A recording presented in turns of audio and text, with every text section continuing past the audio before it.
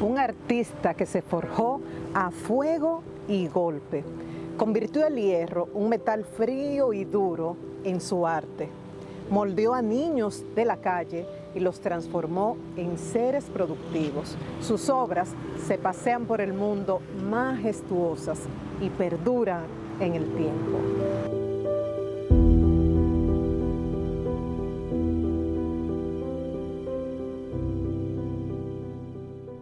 Cuando se forjan hierro y voluntades, se tallan hombres y mujeres para la sociedad. Siempre recordó José Ignacio Morales, el artístico. Tradujo los más profundos sentimientos en la creación de piezas útiles y hermosas que hoy colman avenidas y calles del territorio nacional y otras partes del mundo.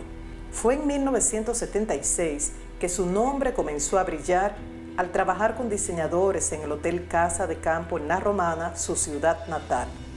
Luego, fue el creador de las estructuras metálicas decorativas que dan un sello único a la ciudad de los artistas de Altos de Chabón. Destacadas personalidades reconocieron su invaluable talento.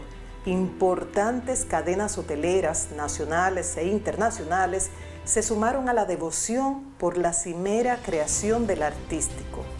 Múltiples esculturas de su autoría son admiradas en la República Dominicana, en Italia, Francia, Estados Unidos, México, Jamaica, en el mundo. El camino de este gran dominicano traspasa las fronteras del arte al ocuparse de darle formación y un medio de trabajo a jóvenes que rescataba en las calles.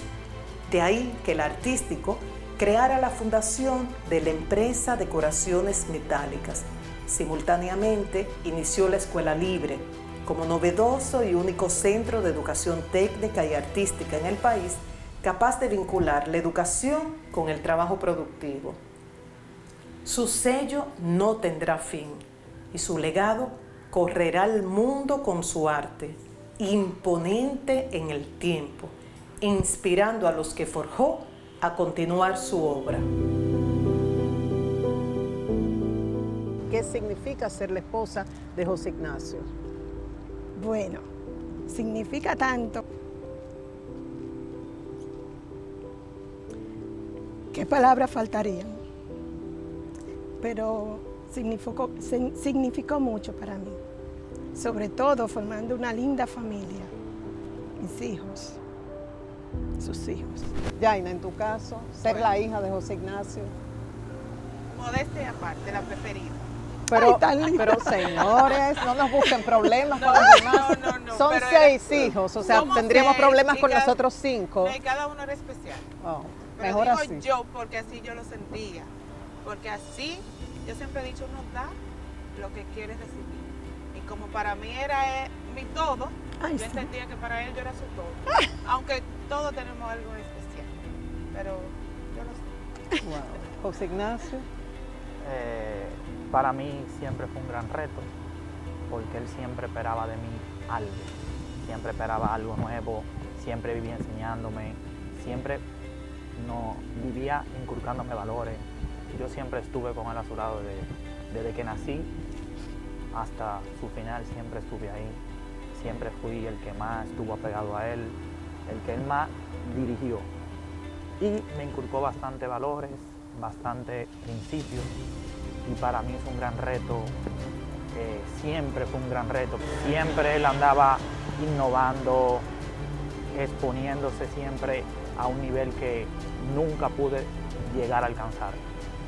Tú que hablas de lo que te enseñabas, él que forjó tantos metales, a tantos jóvenes, ¿qué forjó en ustedes? Él me puso, tú no puedes tener parámetros. O sea, mi papá me enseñó a coger desde un carro hasta una grúa. Jovencita, 15, 14. Me acuerdo yo que para una feria que había en el Colegio de la Monja, se hacía una feria anual. Y nosotros hicimos un volcán. Y él era el director del volcán, instruyéndonos cómo hacerlo, de que botara la lava y todo, lo hicimos en el taller. Pues el día que estábamos montando la feria, no había chofer. Me acuerdo como él me dijo, no, si tú quieres, coge el camión y llévalo. pero él podía ayudarme. Yo le digo, yo en el camión, 15 para 16 años tenía. Yo dije, no, pues está bien, yo lo llevo. Vámonos. Y me dijo, tú lo Pero llevas, yo voy arretada. detrás de ti. Y así mismo lo hice. Monté me acuerdo, mi Volcán y llegué al colegio en un camión, cama larga, yo solita. José Ignacio ha hablado de todo lo que aprendió con su papá. Yaina ni se diga, pero Wilfredo no se queda atrás. Yo creo que fue lo mejor que me pasó, ser hijo de él. Tenía el corazón muy bueno. Lo que le gustaba era enseñar a la gente, que la gente se superara, que la gente de pobre podía hacer lo que quisiera, si se lo ponía. Eso era él. Todo lo que se me enseñó. Yo siento que él está aquí, pero cuando yo entro digo, oh, es mi papá, entonces voy a la oficina, me siento ahí y me recuerdo todas las cosas que él me decía, que él hacía, que siempre estaba mirando, pero se siente un poco extraño, porque hay personas que uno lo quiere y piensa que para el resto de la vida. Perdimos muchas cosas que él quería hacer. Así es, él también lo siente presente, le extraña que no Sí, está acá. sí. De sus obras, que hay, bueno, si uno comienza a enumerar, estábamos conversando en la Casa Blanca, hay obras de él, en los hoteles de importantes cadenas a nivel internacional, pero ¿hay alguna que ustedes destaquen, que sea como su preferida o que tenga una historia especial para ustedes de todas las obras del artístico? Bueno, para mí, cuando era pequeña, yo llegara a Chabón, que me acuerdo que bailaba ballet, y me decían, wow, mana, tu papá hizo ese... Sí, él hizo la fuente. Y trabajar también de mano con personas que uno desconocía su intelecto, como era Roberto Copa, que luego nos dimos cuenta quién era. Yo decía, wow, es que esto es algo que uno no entiende, porque lo de él era de Dios, ¿me entiendes? Porque todo llegaba allí como en un orden divino, donde habían tanto, el ser una persona tan especial. Entendí que todo el tiempo él fue algo de Dios. Y en tu caso, José Ignacio, Yaina Chabón, en tu caso tienes una obra con Sí, prácticamente sería casi la misma. Y una obra que él hizo pequeña, que fue una morena, un busto. Ese busto fue una de sus primeras obras como artista en sí, porque él decía que él no sabía que él era artista, porque para él entendía que un artista era el que cantaba. Y a él le explicaron, como su gran maestro fue Roberto Copa, que después, como ella dijo, no entendimos el tipo de persona que era. Y para mí esa fue una de las obras de él, cuando él les puso en la actividad de los Fanjul. Hablas de sus inicios, vamos a escuchar del propio artístico un poco de esos primeros años de su carrera. Desde niño, 12 años, pues yo empiezo a ser amante de crear cosas. Cogí una latita de sardina, la cortaba y hacía un camioncito, hacía un carrito. Y luego ya con 14 a 15 años, pues ya yo empiezo a trabajar con la lata que encontraba, tallarla y convertirla en jardinera, en pieza utilitaria, donde hacíamos unos gallitos, un velerito, y eso le poníamos unos ganchitos y lo poníamos en la cocina. Allí una señora empieza a comprarme todo lo que fabricaba y ahí entonces empecé a ir conociendo un poco lo que era el arte. Quizás José Ignacio no podamos hablar y los demás de Chabón sin mencionar el artístico y viceversa, no podemos hablar de la carrera de José Ignacio sin hablar de Chabón. Vamos a ver. Pero para mí las obras más difíciles fue el inicio cuando empezamos Chabón, porque yo nunca había visto cómo se fabricaba una obra de esa. De Chabón, que no teníamos los conocimientos, no teníamos esa facilidad para hacer una obra como la que hicimos ahí. En cada rinconcito de Chabón está José Ignacio. No se puede hablar de Chabón sin hablar de José Ignacio, jamás. Ahí está todo lo de él. Yo me acuerdo de cuando hicimos la boda de María Margarita y Luis Alfonso de Borbón. Él nos ayudó muchísimo, porque transformaba un poco Chabón para acomodar casi esas 2.000 personas. Y eso fue con ayuda de él también. Su trabajo que realizó junto mano a mano con el arquitecto Roberto Copa, quien fue el que diseñó todo el set designer de aquí de Teatro Chabón. Entonces yo tenía que ver cuando él dibujaba, cuando él hablaba y cuando él hacía los gestos de lo que quería. Entonces esas 3 combinaciones fueron las que me permitieron hacer esa obra y que una obra tan difícil pues pudiéramos hacerla más fácil. Que fueron las obras que él dejó aquí plasmadas en Chabón. ¿De dónde surge el apodo, el artístico? De lo mismo, como le dije, que al principio él no sabía que él era un artista.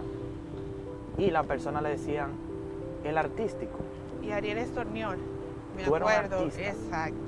Ariel le José decía, Ignacio, tú eres un artista. Me acuerdo todavía cuando ella se dio cuenta que él tuvo en estado muy crítico, ella llamó a mami.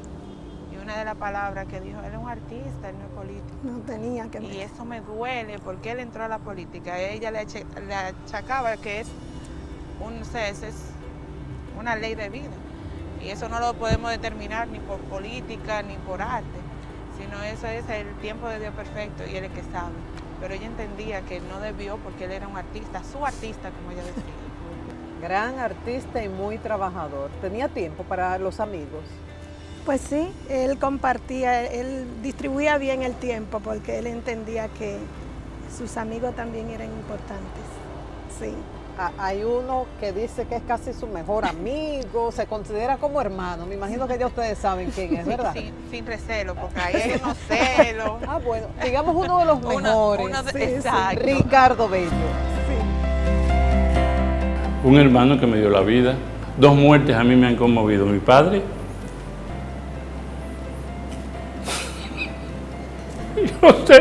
Yo desde su muerte no he querido hablar de José Ignacio. Me he resistido a hablar de José Ignacio. Se puede decir que aprendió todo lo bueno y aprendió todo lo malo. Sin embargo, se hizo un hombre de bien y fue tan bueno. Fue un cómplice, fue de esas personas que tú podías como hablar contigo mismo. Él te oía y entonces a mí me tocaba oírlo a él y nos decíamos cosas, ¿no? Que uno no suele decirle a veces ni a un psicólogo, ni a su familia. Uno se la contaba y uno sabía que había el baúl que no tenía llave. Doña Aida, usted me comenta que ese dragón que se ve en el restaurante de Ricardo y Susana es creación del artístico. Sí, su creación. Pues él no se imaginó que iba a estar pues exhibiéndose en ese gran restaurante de su gran amigo y su amiga que es Susana también. Amigo y hermano. Amigo y hermano. Y sí. Algo que destacan también de José Ignacio, su humildad. Se codeaba, Robert Redford, Julio Iglesias, Oscar de la Renta, Emilio Estefan, entre muchos otros, ¿no? Sí. Y Reyes, sí. Pero él tan sencillo como el primer día. Claro. Así es, eso es así. Y eso nos inculcó a todos también. O sea, yo como hembra, yo tenía que entrar a mi planta. Sí. Te toca soldar, vamos, ármame esa lámpara. Te toca calar, vamos a martillar, dale. O sea, él nos crió tal cual él fue. De hecho, yo siempre he dicho que lo que yo heredé de él es la parte humanitaria. Gran artista, sencillo y un creador de diseños. Así lo define Clara Morales. Estas villas ameritan siempre de un diseño de interior, de muchos materiales, pero uno de ellos es el hierro, el cobre. Y el experto en eso es el único, es el artístico que era José Ignacio Morales. Yo lo conocí hace 40 años, él tenía 24 y yo tenía 30. Nuestros primeros proyectos fueron esta misma casa que ven aquí. También hicimos otra más en Bahía Minitas, que es la residencia Kravis, que se utilizó mucho el material de José Ignacio en diferentes tonos también, porque cogíamos el hierro y se pintaban y se le daban unos stains, unos efectos bellísimos. Y José Ignacio en eso era divino. O sea, yo le llevaba el diseño y él nos sentábamos, Clara, pero me gusta, vamos a hacer esto y vamos a cambiar esto. ¿Tú crees que se puede cambiar? O sea, y yo, claro que sí, tú eres el experto, nosotros traemos el diseño y tú lo mejoras y también lo creas, porque él es un gran creador de diseños, como podrán apreciar en todas las obras que él tiene, porque para mí son obras. Ya no son piezas, ni son lámparas, para mí son obras de José Ignacio. Y trabajar con él creó también una relación de amistad, o sea, un cariño tremendo que creó entre nosotros, porque él era muy bueno. Yo usualmente no me pasa esto, pero hablando de él, que yo viví toda su enfermedad, sé que él, aún enfermo, me decía, Clara, yo estoy bien. Siempre era con una sonrisa y siempre con una disposición tremenda para ayudar. Ha hecho llorar a mucha gente, José Ignacio. Ay, Ricardo, Clara. Gente Hilda. que no solo trabajaba con él, sino que lo apreciaban mucho como ser humano, desarrollaban una gran amistad, desarrollaron una gran amistad con él. Eso es así. Hablemos de la parte económica, José Ignacio, por más artístico que se sea, mucha creatividad, pero si el negocio no funciona, hay problemas. ¿Cómo él se manejaba con el dinero? Bueno, él era un tipo de persona que él nunca le interesó el dinero. Artista al fin. Ajá. Produjo una gran fortuna, pero realmente él nunca le interesó el dinero. No le interesaba acumularla. Él sabía llegar a una persona y podría ser quien fuese. Él no juzgaba, no catalogaba. Tú podías ser el más rico como el más pobre. Y él entendía que si tú debías de tener algo de él, él lo hacía. No importa quién fuese, quién fuera. Sencillamente si tú ibas y decías, yo quiero esto. Y tú le decías, pero yo no tengo el dinero, pero yo quiero algo suyo. Le decía, no se preocupe, que eso está gratis. O sea, no tenía que ver con el valor, no los importara costos. los costos que él le cortara. Y otra cosa que él tenía grande es que todos sus trabajos, no hubo uno que él no fuera perfeccionista y que diera el máximo por él. A él no importa que le pagaran, él siempre daba el máximo y la totalidad y la mejor calidad de su trabajo. A él le pagaban por algo sencillo y él entregaba algo inigualable. ¿Y cómo está el negocio? ¿Cómo ustedes han podido mantener la marca en estos momentos? No solamente por su muerte, sino estamos hablando de la pandemia, ¿no? Que aún sentimos los efectos económicos. Eso ha sido un poquito difícil. Y agradecemos a Dios que tenemos, por lo menos nos dejó un pilar que se ha encargado de dar la cara. A mí se me resulta difícil entrar al taller. O sea, después que él murió, si yo he entrado 5 veces, es mucho, pero siempre me mantengo dándole seguimiento a mami, dándole apoyo, fuerza. Y le digo, bueno, yo no entro, pero yo estoy aquí para lo que tú necesites. Nosotros tenemos un plan ya arrancando 2022, que es un relanzamiento, porque hay mucha gente que entiende que no estamos abiertos, pero sí se están brindando los servicios y ahora después de unos arreglos, el año que viene iniciamos con lo que era un relanzamiento tanto de la empresa como de su fundación.